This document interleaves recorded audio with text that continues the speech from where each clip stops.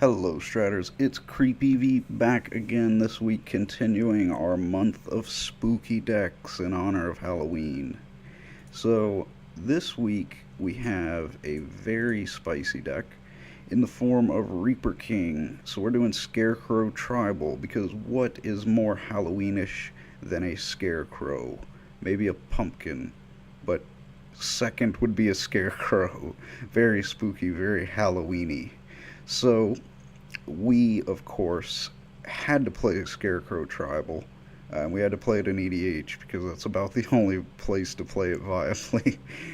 You could probably do something with it in Modern, but we're doing something with it in EDH. That is my favorite format, and Reaper King is a card that I've always wanted to play but never got a chance to. So it'll be a learning experience for me as well as you guys, and still keeps with our theme, so I like it. So Reaper King is a 5 color commander. Is a weird casting cost, one of each color, or alternatively 2 colorless for each one of those. So technically a 10 converted mana cost, but overall we are gonna try to cast it for 5, unless something goes wrong. Uh, Other Scarecrow creatures you control get +1/+1, so a nice little Scarecrow Lord, if you will. And when another Scarecrow enters the battlefield under your control, destroy target permanent. That is the part that makes this deck good. Because we're going to wreck our opponent's entire board is going to be the goal. But we'll go over how exactly we're going to accomplish that. But first, I really love this flavor text. It's harvest time. Just a very simple but spooky, ominous, scary statement. We're going for a theme here, guys. Just follow me with it. So we'll just go over some of the main cards that we have in the deck. I'm actually going to leave a link to a deck that I found on Goldfish that I mostly based this off of. I made a few changes, mostly in the land base. But I'll link you the one there because that's the one that I'm mostly based off of. But so it's going to be a lot of flickering and a lot of token creation, token doubling. That's the biggest theme of the deck besides the scarecrows, obviously. And all of this to accomplish the goal of getting more of those ETB triggers. So we're going to have cards like Splinter Twin and Flame Shadow Conjuring to create more tokens. We're going to have things like Doubling Season and Parallel Lives to get greater value out of those. We're going to have cards like Otherworldly Journey and Eerie Interlude to flicker our creatures. Let's see, Rites of Flourishing, Rites of Replication, pardon me, being a big one of the cards that we can use to double mechanized production, just because we have so much token doubling. Obviously, we are not going to be able to use it on our artifact creatures. Or no, we can put it on an artifact creature. Okay, I thought we couldn't. Anyway, that makes it easier. I was thinking that it could only be on other tokens. Alright, well, that makes it easier. So mechanized production and alternate win condition. Let's see, what else do we have? That's mainly it. Mirror Mockery, just more and more cards to flicker and copy is pretty much going to be the theme of the deck. Almost all of the creatures in the deck are scarecrows, but with a couple of exceptions as far as like tech cards. So a bonus to give our artifacts hexproof, because a lot of these scarecrows are very vulnerable. They're not exactly the strongest creatures in the game, so we're going to have to help them out a little bit. Brago, because he is the king of flickering, and Ethereum Sculptor to make our artifacts cost 1 less, and we have a Foundry Inspector down here somewhere. There he is. To make our stuff cost 1 less as well. But otherwise, this is just scarecrows. We're keeping it very tribal this week. As you can see, these scarecrows are nothing impressive. They're not exactly the strongest creatures you're going to find, but they're there for the triggers, basically, is their biggest purpose. Overall, I mean, it's not that they're terrible, they're just not great. But our goal is to set our opponent back so far that it does not matter how bad our creatures are. But that is pretty much the deck. Uh, Not much else to it, really. I mean, it's very straightforward, but straightforward in a very fun, creative, and thematically appropriate way. So, with all of that being said, guys, let's jump into the game. Alright, guys, going first against Ayla Eternal Pilgrim. Okay, so this should be interesting. I like the looks of this hand very much. I have consistently had trouble with land in this deck. I recorded for quite a while last night, and a problem with land was pretty consistent. Alright, so our opponent playing Ayla Pilgrim. If you don't know what she does, you pay 1 to sack another creature, gain life equal to that sacrifice creature's toughness, 3 to sacrifice another creature, exile non-land permanent, and you can only do that if you have 10 or more 10 or more life than you started out with. She came out in Oath of the Gatewatch, and I remember that she was everywhere whenever she came out. The hype on her has kind of died down a little bit now, but she's still a very good card. I think we're going to go ahead and grab a forest here and pass on into our turn.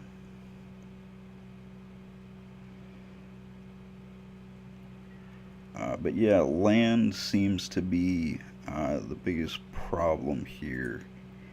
Like I said, I was testing the deck for quite a while last night, just trying to get some good footage, and I was struggling to get good footage.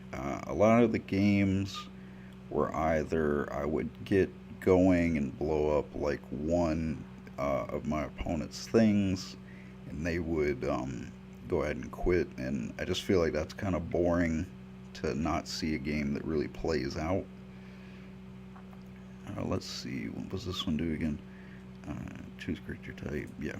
Alright, so let's go with a Shivan Reef. We'll go with this.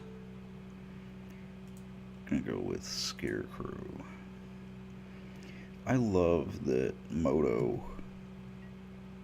filters what creature types are kind of being involved in the game. That way you can just select very quickly. Although there are a lot of things that I would say that I prefer on other platforms over the way Moto does them, I will say that that is one of the best features on Moto, I think. So let's go ahead and we'll throw down, yeah, that's 3 drop. Throw down Flame Shadow Conjuring. Take the damage and pass. At least it looks like we might have our 5 lands. But land definitely was a problem for me trying to get games there. The other situation that I ran into was I would get stuck on 4 lands. And so the game was just me sitting here, stuck on 4 lands, weeping into the microphone. And that's not really all that entertaining to watch, I think. Oh no, we're stuck on 4 lands. Alright, well, let's put down our parallel lives. At least we're, like, running the enchantment game strong here.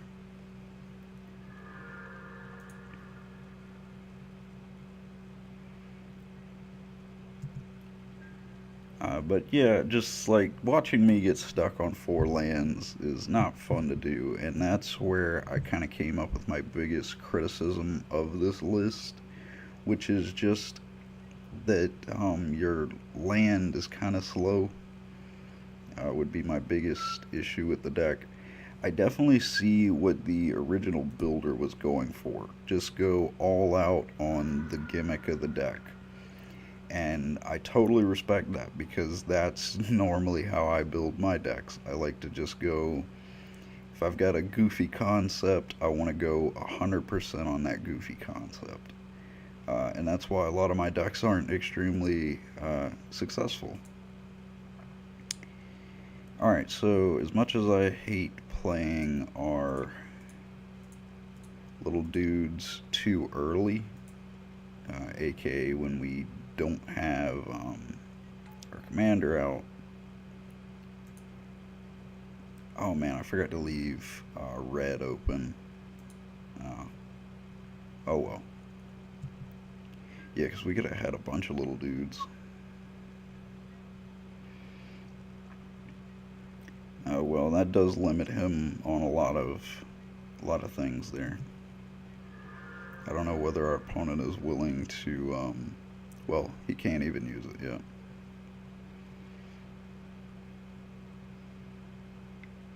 Yep, doesn't want to risk getting hit with something.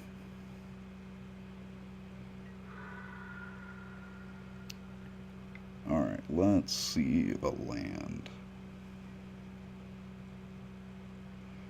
Because we're set right here. Like, Flame Shadow and Parallel Lives out at the same time. Our guys having Shroud. Like, this is ideal situation here. Alright, there it is. Land number 5. Mambo number 5. Black, red, and white. Unfortunately, we are having to ping the living crap out of ourselves.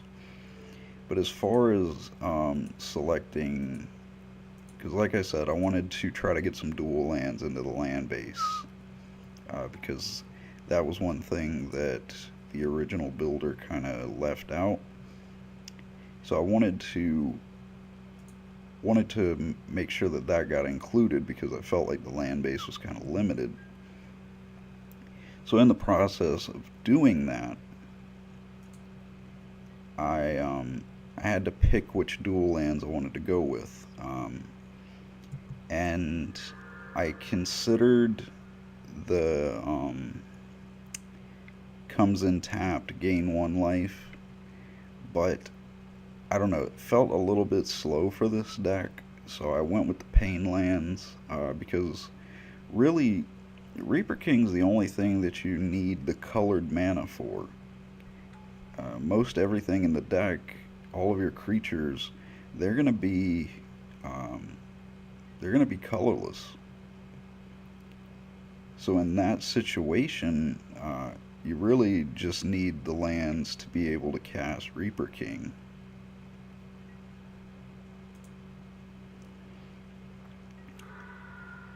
So for votes on what thing I kill first, I'd like to nominate Drana and Blood Artist, because I foresee them being the thing that ends up pinging me the most. Alright, so Mountain. Which one do we play? I guess Antler to efficiently use our mana. 4, 5. Antler Skulkin. We will make another copy with Flame Shadow.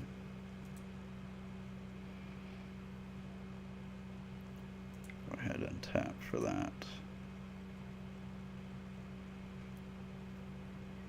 So Flame Shadow going to go ahead and give us an extra one. We're going to double that because of Parallel Lives. So then we're going to go Blood Artist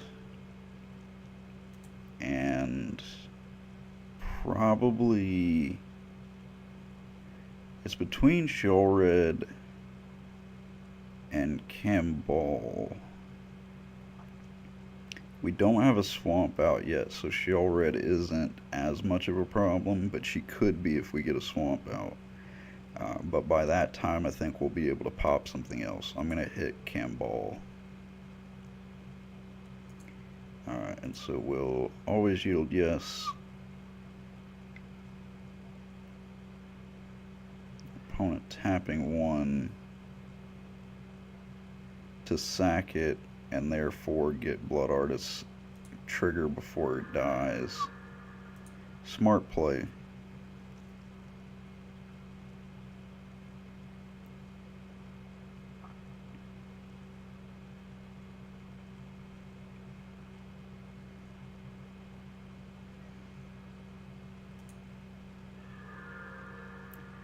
So now our opponent is at 40.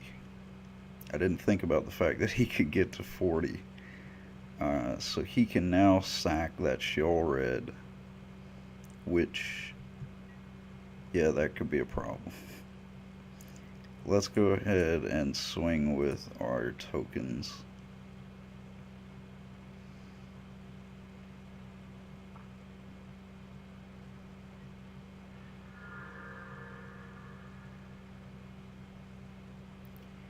Shellred going to be able to dredge something back.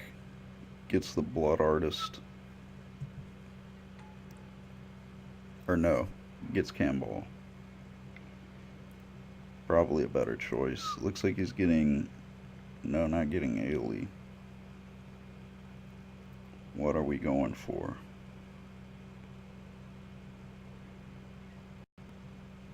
Something like an Exsanguinate. Yep, there we go.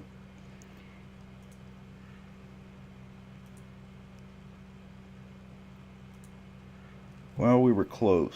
We were definitely close. Oh man, getting a Mirror Works would be a godsend. Alright guys, we're going first against Animar. I like this hand. Question is this hand good enough to beat Animar? And oftentimes that is not the case. We're gonna make it work though. Only problem is that Glimmer Void is kind of limited, but I think we can make it work. No, that is not what I wanted to do. We'll play Landwar Waste and pass. If you don't know what Animar does, for those of you living in a cave, I'll go over it really quick. So protection from white and black, he is a 3-drop, 3-color, and like I said, protection from white and black. Whenever you cast a creature spell, put a 1/1 counter on Animar, and creature spells you cast cost 1 less for each 1/1 counter on it. So I think you can see just how quickly you can accelerate with Animar. Alright, so we do have 5 lands to work with now. Unfortunately, one of them is going to be color repetitive, which is a problem. Sakura Tribe Elder hits the board. Evolving Wilds, so that'll help us get rid of some of the repetition.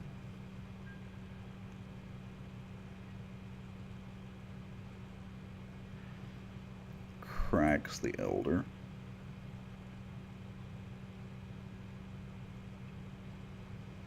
One of the probably the scariest thing about Animar is just the fact that he's a 3-drop.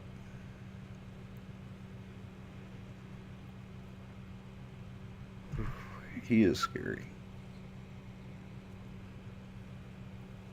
Our opponent is Gragas, and I'm pretty sure I played against him earlier, and I think he was playing Slivers. So Slivers and Animar, so the guy has good taste. go ahead and crack our Evolving Wilds. Gonna go for an island, since we do have Tezzeret in hand. Need to get that blue representation out on board. Well, now I wish I would have gotten white. But hindsight is 2020. We will get our Timmer line up there.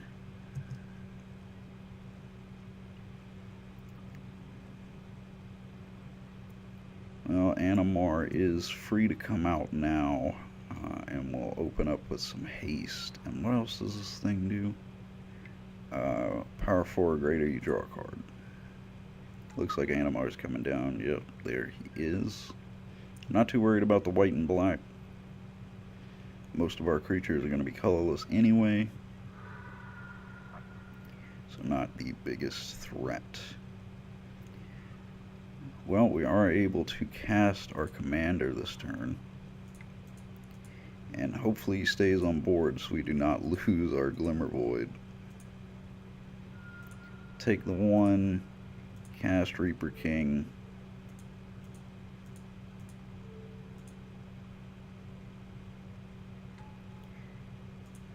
So this is actually the most consistently I have cast Reaper King in a while. I don't know why, but it has been so difficult to cast Reaper King. Well, I do know why. This deck lacks mana acceleration, so I've been stuck on not one land, but I've been stuck on 4 lands several times with this deck, which is slightly disheartening. So if I had to give one criticism of the deck, it would be that you can tell that the original builder of the deck was very focused on the combo and the interactions between all of these cards with the token doubling and whatnot, which is understandable. Don't blame them. That's how I like to build my decks. Very nice, very goofy kind of stuff. Really focused on the fun of the combo, which I cannot debate. That is always a fun way to focus. Unfortunately, it does make things slightly limited at times. Let's go Mountain. I have one Scarecrow to work with, unfortunately. We could put out Tezzeret and go get a Scarecrow, and then that allows us to kill 2 birds with 1 stone. I think we want to do that, because I think that that is our most efficient play.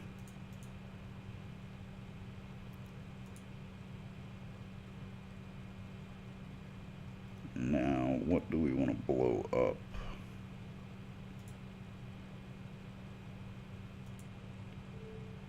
Let's just go down 1. Yeah.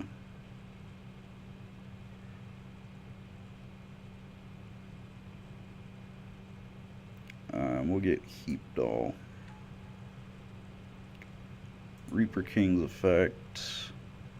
Yeah, Animar has protection from white and black, so Reaper King's ability can't target him. I think we want to get Survival of the Fittest. That thing could definitely become a problem very quickly. And guess we'll go ahead and attack with Reaper King. Can't block with him anyway.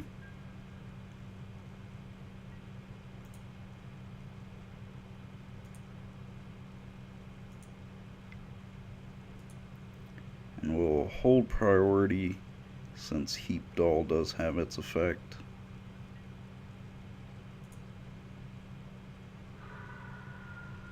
That way, if we decide to block Animar with it, we can at least get some value out of him.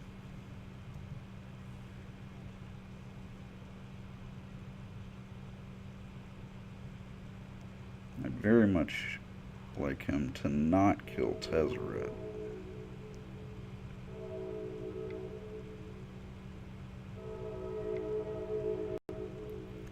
Hopefully that train is not picking up on the microphone. It shouldn't.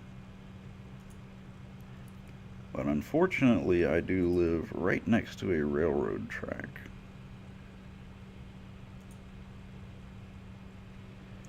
Luckily, our opponent only gets one land off of the Oblivion Sower.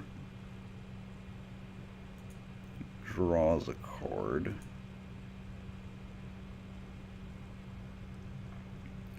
So I think we're going to add him to the list of things to blow up.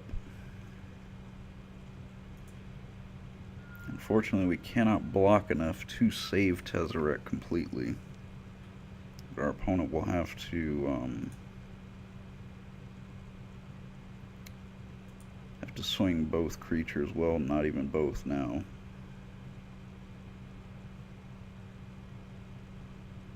Since Wonder gets through with flying. Still will need to swing with another one to ensure that Tezzeret dies. Of course, he may just ignore Tezzeret completely. Or not. Definitely gonna attack Tezzeret. Well, doesn't help us to block then, so we're just gonna let all of that happen. Tezzeret did his job though. Well, did his job once. Normally we prefer him to do his job a few times.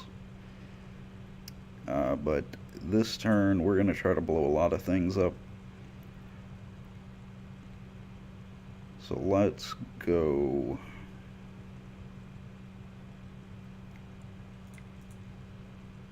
Scarecrow is 3, right? Okay. So let's go Scarecrow.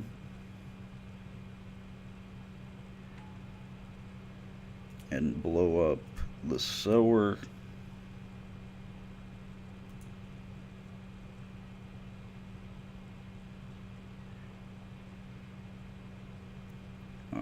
So now we're going to flicker some things, but first we'll go ahead and swing in. Might as well get value out of the Heat Doll.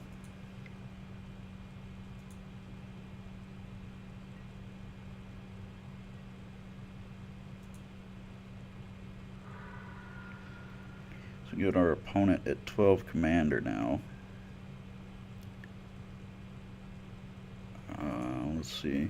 This flickers at instant speed.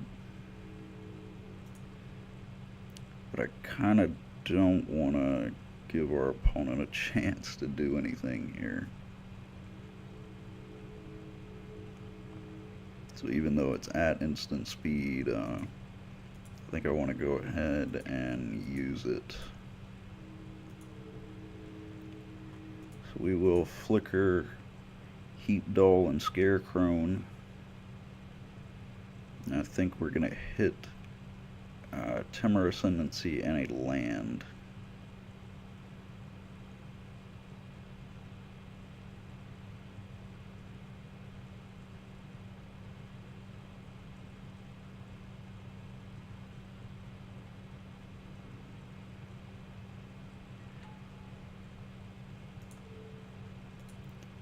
Because killing Wonder only really benefits him.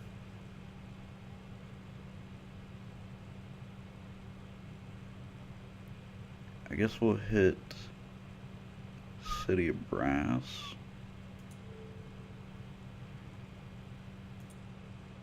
Of course, he may be a little bit wary of using City of Brass at this point,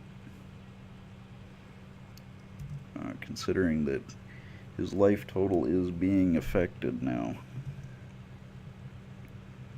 This is the advantage of having a 6 power commander.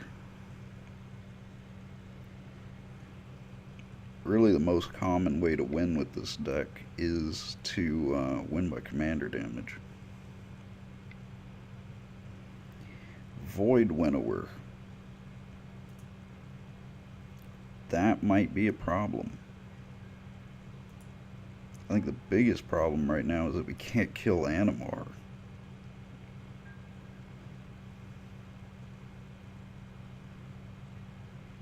So that cuts off even.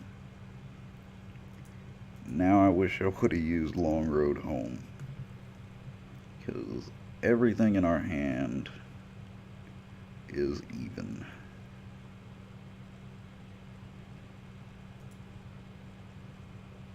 So that thing is now on the short list of things to kill. I'll go ahead and take the damage there. We can use Scarecrow to draw, but we draw into a Scarecrow to go ahead and use now. And I think that that is going to be used to blow up the Void Winnower.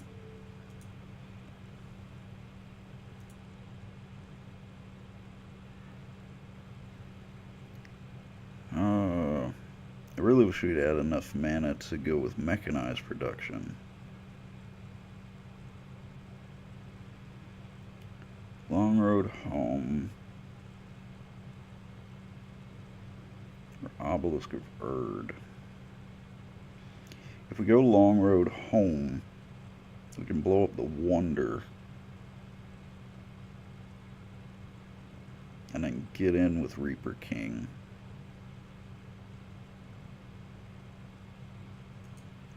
Which, although I don't want to kill the Wonder,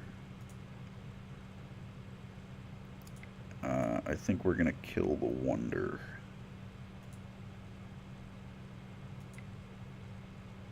Or wait a minute, that comes at the next end step. So that won't even get us to be able to do it this turn. I'd like to get Obelisk of Erd out. And that involves tapping down these three.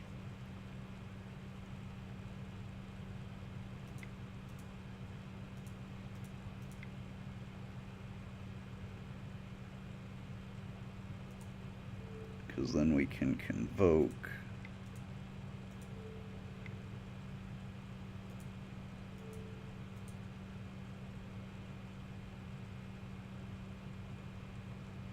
because then we get Reaper King looking really good. I really don't want to put Wonder in his graveyard because that's going to give all of his guys flying. But at this point, he doesn't have haste for his creatures like Temur Ascendancy was giving him.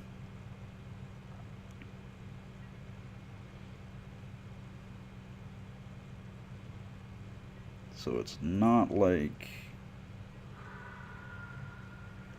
I guess our biggest danger is this thing getting to kill us from commander damage. But I really think that we're going to be able to win before that happens. I may be wrong. And I have been wrong before. Alright, our opponent scoops it up. Well, that was a good match. What did we have coming to us? Infinite Reflection. That didn't really help us out. That would have helped us out. So we beat Animar. So I think that shows the power of this deck. Animar, very fast deck, and our deck relatively slow. But the ability to blow up so many things so quickly is just hard to counter. So I think that shows just how fast this deck can start to destroy you. It may not be fast to get set up, but once you start dropping Scarecrows and blowing up different things. Now, in Commander, sometimes that can be difficult because your opponent just puts so many things on board. But I think this deck showed that it can keep up. I'm quite proud of it. Like I said, there's definitely some changes that I would make and will most likely make before the next video comes out, but otherwise, I think that I'm pretty impressed with it, and I really enjoy this deck. As much trouble as it has given me over the past 2 days, I really enjoy it. I think it's a lot of fun. It's a really interesting concept. So I recommend you guys trying it out and let me know what you guys think of it. I'd love to hear you guys' thoughts, and if you try it out, let me know how it worked for you. Other than that, I think it's time for me to chill. Of course, if you like the video, leaving a like shows your support. And if you subscribe to the channel, you'll be able to see all of my videos, including all the other wonderful videos from the people here at Magic Gathering Strat. You don't want to miss a single one of those because they're so fantastic. And it really shows your support for the channel, and of course we appreciate you. Other than that, of course, you can find me at my YouTube channel, but it's easy to find me on Facebook. Of course, I'll leave the link to my Facebook down below. That way you can see whenever I upload videos for the channel here, as well as for my own channel. And I will be posting when I'm working on recording videos. So if you're on Moto and you see that come up, you can jump on and try to get into some of the matches. So another great reason to like me on Facebook. So keep all of that in mind. And with that being said, I will see you guys in the next video.